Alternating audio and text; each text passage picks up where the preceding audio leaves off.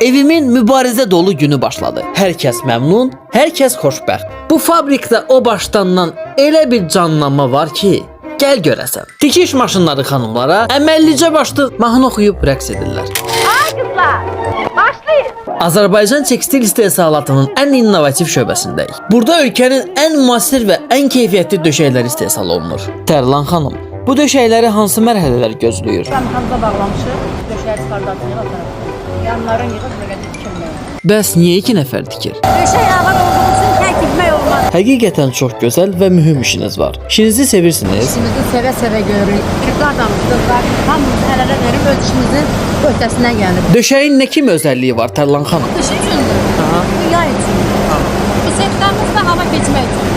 Sən bir döşəkdə fərasətə bax. Bəs indi nə olacaq? Gülxanım xanımımızı döşək ağzı tikənlərdən biridir. Hazır olduqdan sonra geri almaq. Xanımlar bu çox keyfiyyətli döşəyi operativ qaydada qablaşdırdılar. Artıq hər birimiz öyrəndik ki, üzərində yatdığımız evin tekstil fabrikinin istehsal elədiyi döşəklər necə istehsal olunur. Əllərinizə sağlıq xanımlar. Bu döşəkləri belə yaralıdır. Evim tekstil fabriki. Bir tekstil sənəti. Videolarımızı bəyənin, şərh yazmağı unutmayın.